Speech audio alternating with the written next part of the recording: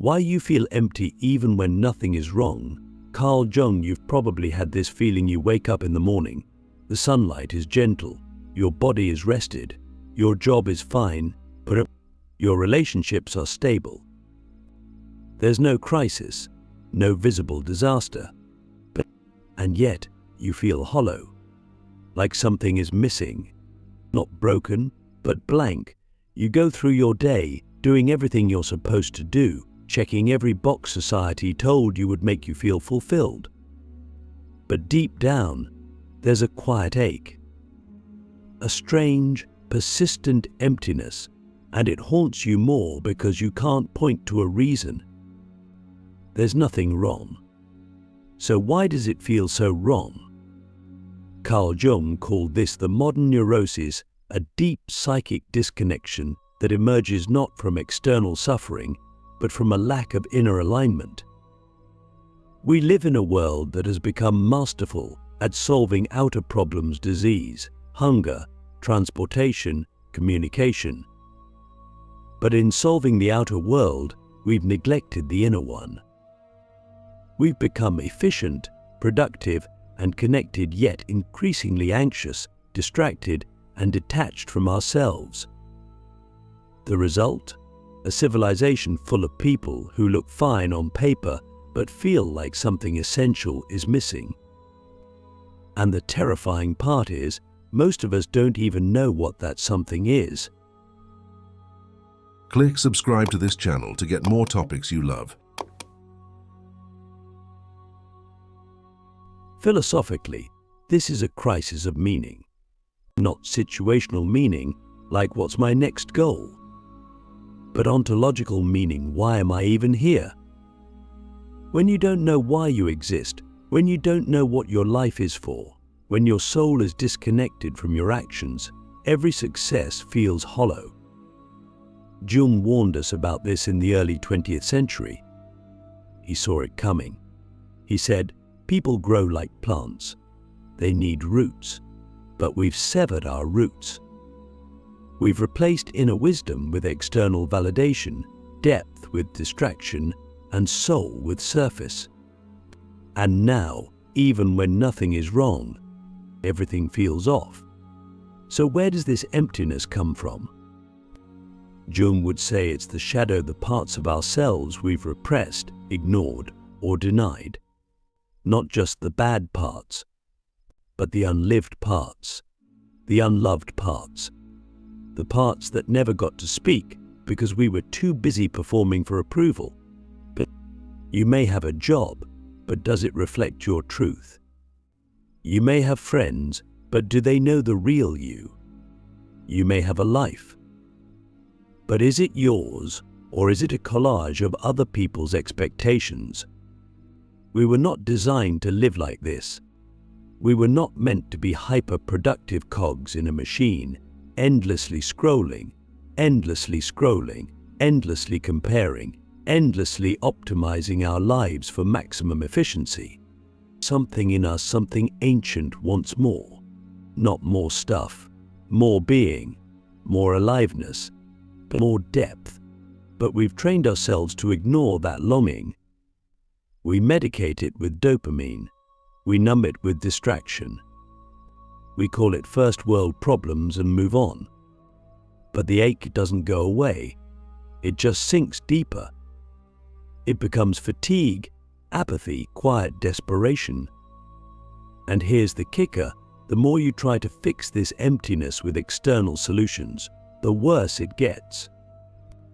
You think a new job will fix it, a new relationship, a new city, a new morning routine. But no matter how many variables you change out there, the hollowness remains. Why? Because the problem isn't out there.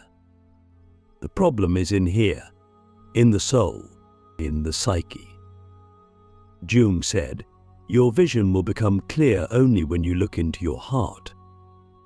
Who looks outside dreams, who looks inside awakes. That's not just poetic, it's diagnostic. If you feel empty when nothing is wrong, it means you've been looking in the wrong direction.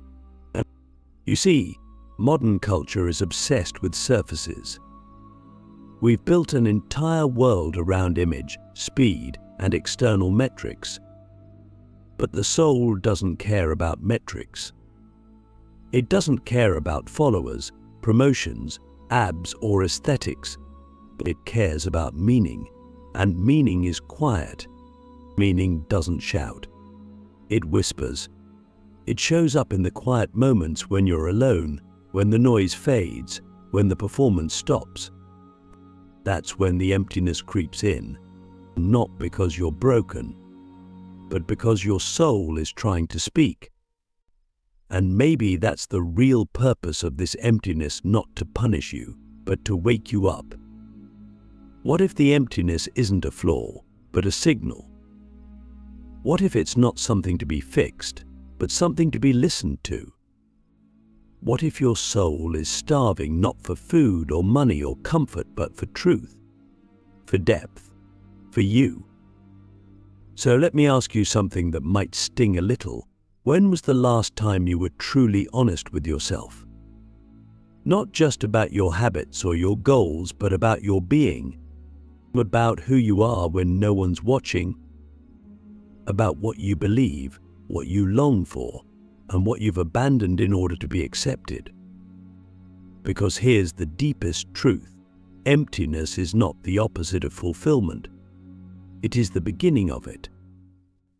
It is the space that opens when the false self starts to dissolve, when the masks crack, when your ego runs out of tricks.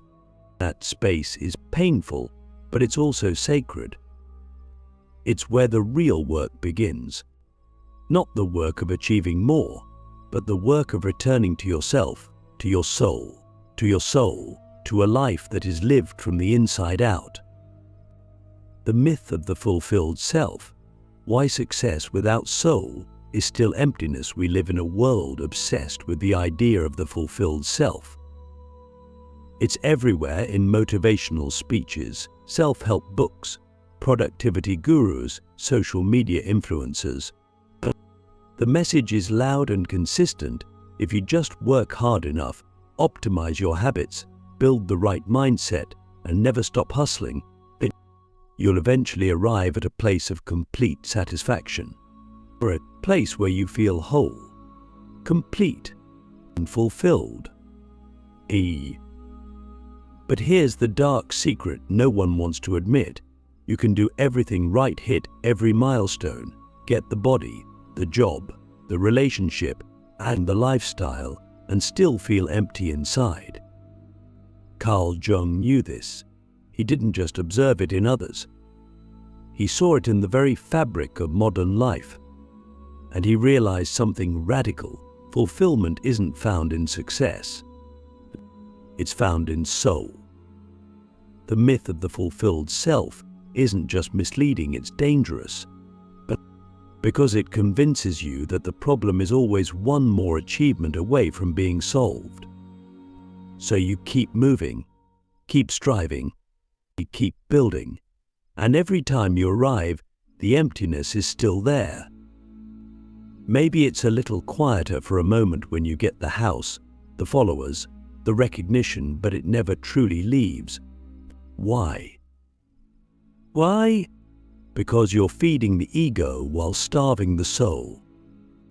And those two parts of you speak different languages.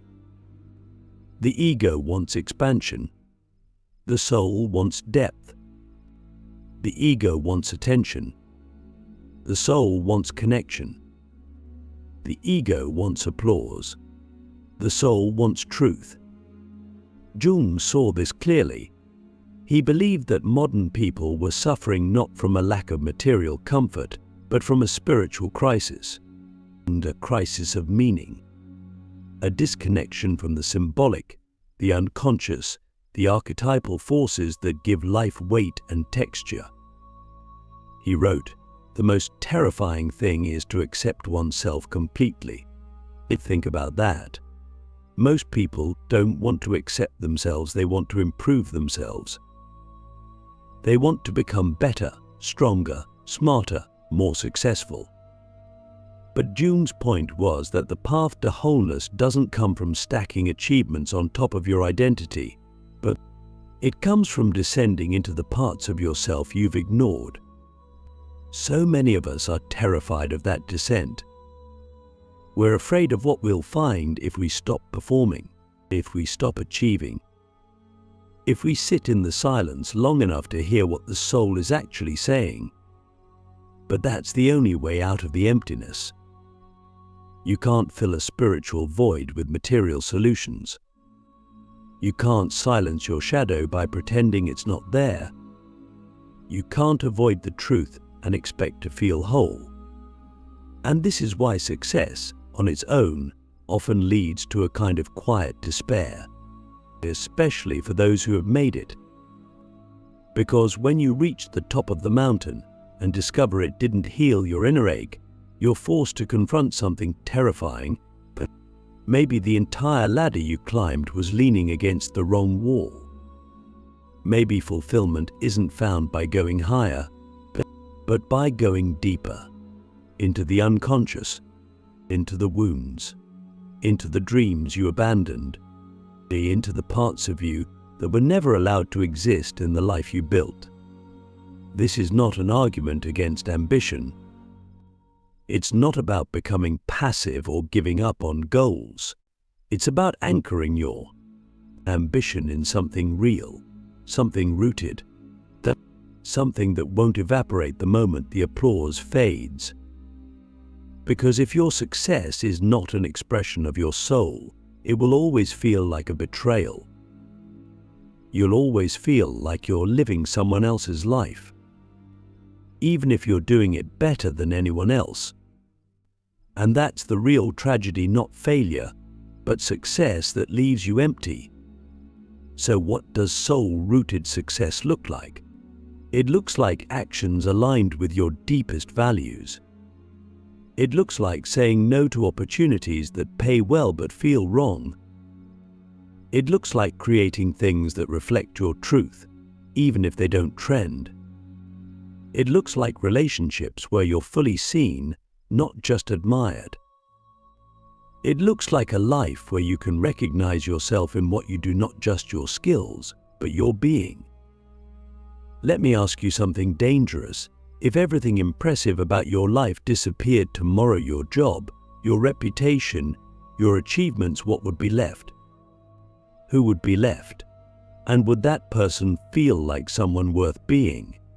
The unconscious contract, how we trade our soul for safety without even knowing it. There's a hidden deal most of us make, and we don't even realize we've signed it. It's not written in ink, and it's not enforced by law, but it governs our lives more than any formal agreement ever could. Carl Jung would call it an unconscious contract, a silent pact between the individual and society, between the soul and the ego, between who we are and who we believe we need to be in order to survive. This contract says, if you give up your truth, your depth, your strangeness, your wounds, if you trade those parts of yourself for what is acceptable, predictable, then, and easy to understand, we will give you safety, belonging, approval, maybe even success. And because the promise is so seductive, we agree, not with words but with actions. We start to comply. We start to perform. And we don't even realize that we're slowly handing over the keys to our soul. You can see this contract forming in childhood. A child expresses a deep emotion, anger, sadness, fear, and an adult says, "Stop that. Don't cry. Be strong. Be good." The child learns my real feelings are dangerous. They make people uncomfortable, so I'll hide them. Another child is creative, wild, imaginative, but the world says, be realistic, be normal, fit in. And so they start to shrink. They start to shape-shift, to become what's rewarded rather than what's real. And over time, these small compromises become a way of life. We forget the original self, We forget there was ever a choice. We think the mask is the face. And here's where the suffering begins. Because even though we've traded authenticity for safety, the soul doesn't forget what it gave up. It remembers, it mourns, and it speaks in symptoms, in dreams, in restlessness and anxiety, and that strange emptiness that no success can fill. Jung said, until you make the unconscious conscious, it will direct your life, and you will call it fate. That's exactly what happens when we live under the terms of the unconscious contract. We think we're making choices, but really, we're reacting. We're obeying an old script, written by fear and enforced by reward. And the tragic part is, the safety this contract promises is mostly an illusion. You can spend your whole life trying to be what they want and still be rejected. You can follow every rule and still feel alone. You can do everything right and still wake up one day with the crushing realization that you never actually lived. You just survived. You just performed. You just kept the peace, kept the image, kept the lie going long enough to forget it was a lie. So how do we break the contract? First, we have to see it. We have to look at the moments when we abandoned ourselves, not to shame ourselves, but to understand what we were trying to protect. Because every mask we wear was formed to keep us safe. And that deserves compassion. But it also demands truth. We have to ask, what parts of myself did I exile to be loved? What dreams did I bury to be accepted? What beliefs did I adopt just to fit in? And are those choices still serving me, or are they quietly killing me? Then we have to begin the slow, painful process of reclaiming what was lost. That means listening to the parts of ourselves we've silenced, the vulnerable parts, the angry parts, the joyful, playful, spontaneous parts, the parts that were told they were too much or not enough. We have to give them language, give them space, let them back into the room. That's not easy. In fact, it can feel like dying because in a way it is. It's the death of the false self, the ego-constructed identity that was built to survive a world that never fully saw us. But in that death, something miraculous is born, freedom. Not the freedom to do whatever you want, but the freedom to be who you are, to speak from your core, to live from your soul, to show up in the world without apology, not because you're fearless, but because you've stopped letting fear make your decisions for you. So let me ask you something that might change your life if you answer honestly. What part of you did you have to kill in order to be loved? The return to wholeness, how embracing the shadow leads to a life worth living. The journey back to wholeness doesn't begin with adding more to your life. It begins with reclaiming what you lost along the way. And often, what you lost isn't something society would describe as valuable. It's not a skill, a title, or a possession. It's a part of you, the parts you were told to hide, suppress, or abandon. Jung called this the shadow not because it's evil, but because it is hidden. It's everything we push into the dark so we can survive in the light. But the paradox is, until we bring the shadow into consciousness, we cannot be whole. And without wholeness, we cannot truly live. Most people think healing means becoming better, more kind, more calm, more successful. But psychological healing, as Jung saw it, is not about becoming better, it's about becoming complete. That means integrating not just your virtues, but your flaws. Not just your wisdom, but your wounds. It means facing your anger, your envy, your shame, your fear, not to indulge them, but to understand them. Because what you don't face in yourself, you project onto the world. The shadow you ignore becomes the enemy you hate. The fear you suppress becomes the anxiety that rules you. The pain you conceal becomes the pattern that repeats itself in your relationships, your career, your thoughts. So what does it mean to embrace the shadow? It means sitting with the discomfort you've spent your life avoiding. It means looking at the parts of yourself that make you flinch and not turning away. It means asking, why do I react this way? What am I afraid to feel? Who am I trying to protect? These are not casual questions. They are invitations to descend into the underworld of your psyche, not to get lost, but to retrieve what was buried. Because often what we call broken in ourselves is simply unmetabolized truth. It's the grief we never grieved, the rage we never expressed, the desire we never claimed, the voice we were never allowed to use. And this is where life begins to change, not on the surface, but at the roots. As you bring your shadow into the light, you begin to feel real again. Not perfect, not fixed, but alive. You begin to make choices that reflect your inner truth, not your outer programming. You begin to speak with a voice that feels like it belongs to you. You stop outsourcing your identity to the world, and you start building it from the inside. That doesn't mean life becomes easier. In many ways, it becomes more challenging. But it becomes authentic. And authenticity is the only path that leads to meaning. Jung believed that meaning is not something you find in the world, it's something you create by confronting your inner reality. He wrote, "The privilege of a lifetime is to become who you truly are." But who you truly are is not the persona you've carefully curated. It's not the version of you that pleases everyone. It's not the brand you've built or the mask you wear to survive.